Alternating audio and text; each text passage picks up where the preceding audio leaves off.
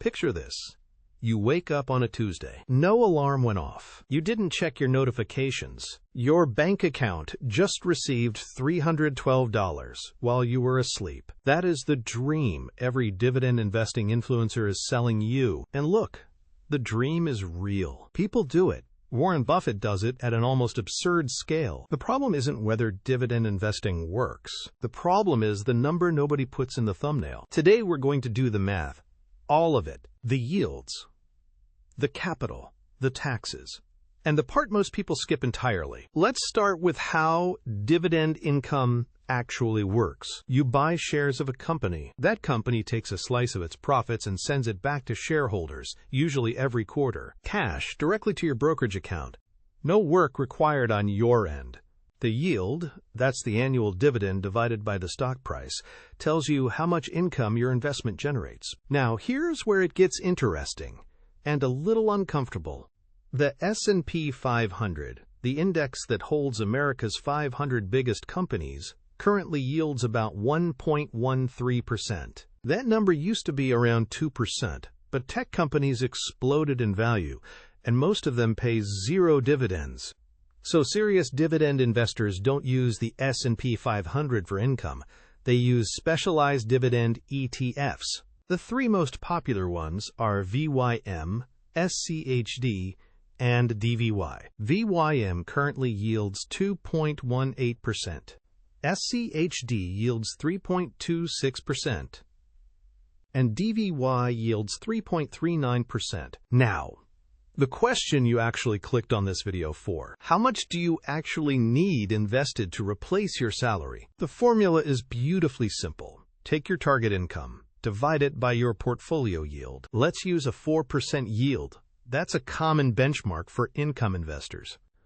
Want $50,000 a year in dividend income? You need $1,250,000. Want $75,000 a year? $1,875,000. Want $100,000 a year? $2,500,000. Okay, those are the 4% numbers. But here's the thing. 4% is theoretical. When you use a real product, like VYM at 2.18%, the numbers get heavier. To replace a $75,000 salary with VYM dividends alone, you would need $3,440,000. $3.4 million. Now let's talk about where the average American actually stands. The median American household income is $83,730. To replace that exact income at a 4% yield, you'd need $2,093,250. Now, how much does the typical American actually have saved? According to Vanguard's How America Saves report, the median 401k balance, that's the retirement account your employer helps you fund, is $44,115. Fidelity puts the median even lower at $32,800. The typical American has less than 2% of what they'd need to replace their salary with dividends. Let that sink in. Now, before you spiral, this doesn't mean dividend investing is a scam. It means the strategy has two completely different phases, and most people confuse them. But here's something they never mention in the personal finance videos. The tax advantage is actually incredible. If your dividends are qualified, which just means you've held the stock for a minimum amount of time, they get taxed at a lower rate than your regular paycheck. Here's the wild part. A single person earning $83,730 entirely from qualified dividends would owe roughly $2,944 in federal income tax.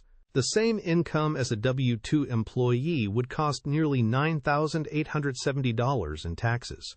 And if you're married, a couple earning $83,730 entirely from qualified dividends can owe zero federal income tax. Zero. Legally, this is why wealthy families structure their income around dividends.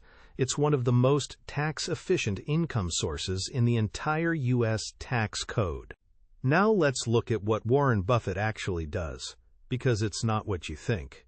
Berkshire Hathaway, Buffett's company, collects over $3.3 billion a year in dividend income from its stock holdings. Coca-Cola alone sends Berkshire $816 million every single year. Berkshire paid $1.3 billion for that Coca-Cola stake, starting back in 1988. That is a 62% yield on their original purchase price. But here's the critical thing about how Buffett does this.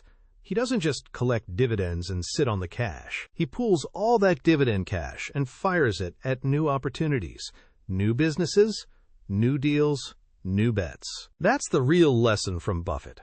Patience plus reinvestment is what creates obscene wealth. Now let's talk about a trap that catches a lot of people who get excited about dividends. It's called the free dividend fallacy, and it sounds made up, but it's backed by a study published in the Journal of Finance. Here's what happens on the day a dividend gets paid. The stock price drops by exactly the dividend amount.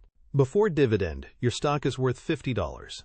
After dividend, your stock is worth $49. Plus you received $1 in cash.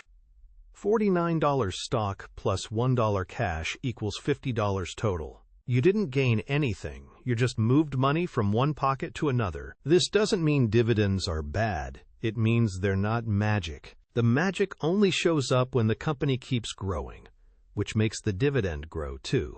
SCHD's dividend has grown at 8.68% per year over the last 5 years.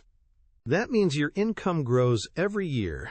It doesn't stay frozen. So here's the honest picture, and I want to give you the full version, not just the inspiring part. If you try to chase a high dividend yield before you've built the capital base, you're going to hurt yourself. Chasing a 9% or 10% yield usually means you're buying something that's about to cut its dividend, or worse. High yield is sometimes a distress signal, not a gift. The second mistake, holding your dividend portfolio inside a traditional 401k. Inside a traditional 401k, every dollar you withdraw gets taxed as ordinary income, which wipes out the entire tax advantage we just talked about. Account placement matters as much as what you buy. So what's the actual game plan here for a real person in 2025 starting from scratch? Phase 1, and this is the part nobody wants to hear, is not about income. Phase 1 is about building the capital base as fast as possible, and that usually means total return investing, not dividend investing. Total return investing just means you focus on growing your overall portfolio value through both price appreciation and reinvested dividends. You defer taxes, you let compounding do the heavy lifting, and you don't restrict yourself to only dividend-paying companies. Once you've crossed the threshold, once you have real money built up, that's when you rotate into income. Phase 2 is when the Tuesday morning scenario we started with actually becomes your life. No alarm, no slack, just a quarterly deposit arriving while you do whatever you want. Here's your one action step for this week. Open a taxable brokerage account. Fidelity, Schwab, Vanguard. It doesn't matter which. Put whatever you can afford into a broad index fund, set dividends to reinvest automatically, and don't touch it. You're not going to replace your salary this year. Probably not in 5 years either. But every dollar you invest now is buying you a fraction of a future Tuesday morning. The number is real, it's large, and it's reachable, just not on the timeline the thumbnails promise. If you want to go deeper on the actual investment vehicles, the ETFs, the account structures, the tax strategies, that's exactly what this channel covers. Not the inspiring version, the actual version, with the math, the taxes, and the catches. Subscribe if that sounds like your kind of channel, and I'll see you in the next one.